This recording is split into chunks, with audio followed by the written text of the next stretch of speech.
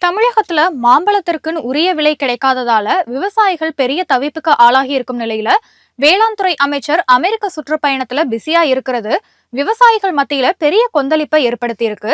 இதே போல அவருடன் தோட்டக்கலைத்துறை இயக்குனரும் இந்த ஒரு கொந்தளிப்பான சூழ்நிலையில வெளிநாட்டு பயணம் மேற்கொண்டிருப்பது விவசாயத்துறை மீதான அரசோட பொறுப்பற்ற தன்மையை காட்டுது அப்படின்னு எதிர்க்கட்சிகள் கடுமையா விமர்சனம் பண்ணிருக்காங்க. கடந்த ஆண்டு கிலோ 150க்கு விற்பனையான மாம்பழம் தற்போது 40 ரூபாய்க்கும் கீழே குறைஞ்சிருக்கு. விளைச்சலும் இந்த முறை அதிகம் அப்படிங்கறதுனால டன் கணக்குல மாம்பழம் வீணாகிட்டு வருது.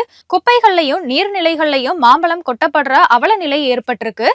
இதனால தமிழகத்துல உள்ள மாம்பழ கூழ் ஆலைகள்ல மீண்டும் உற்பத்தியை தொடங்குவதற்கான பணிகள் கவனம் செலுத்த வேண்டிய விவசாயத்துறை அமைச்சர் பன்னீர்செல்வம், தோட்டக்கலைத்துறை இயக்குனர் குமரவேல் ஆகிய இருவருமே சத்தமே இல்லாம அமெரிக்கா சுற்றுப்பயணத்துல தங்களோட நாட்களை செலவழிச்சிட்டு வர்றாங்க. இதனால மாம்பழ விலை வீழ்ச்சி தொடர்பான பிரச்சனையை யார்கிட்ட போய் சொல்றது அப்படின்னு முடிவெடுக்க முடியாம விவசாயிகள் திண்டாடிட்டு இருக்காங்க.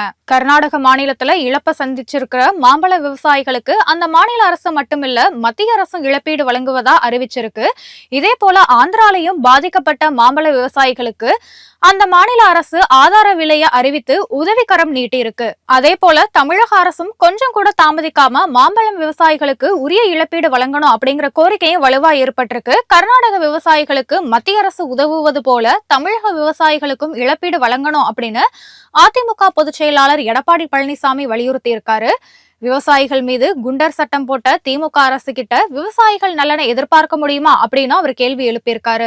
மாம்பழ விவசாயிகளுக்கு ஆதரவாகவும் தமிழக அரசை கண்டித்தும் வரும் 30ஆம் தேதி தேமுதிக சார்பில் கிருஷ்ணகிரியில போராட்டம் அறிவிக்கப்பட்டு இருக்கும் நிலையில தமிழக விவசாயிகளை காப்பாற்ற அரசு விரைந்து நடவடிக்கை எடுக்கணும் அப்படின்னு நாம் தமிழர் கட்சி ஒருங்கிணைப்பாளர் சீமானும் வலியுறுத்தி இருக்காரு.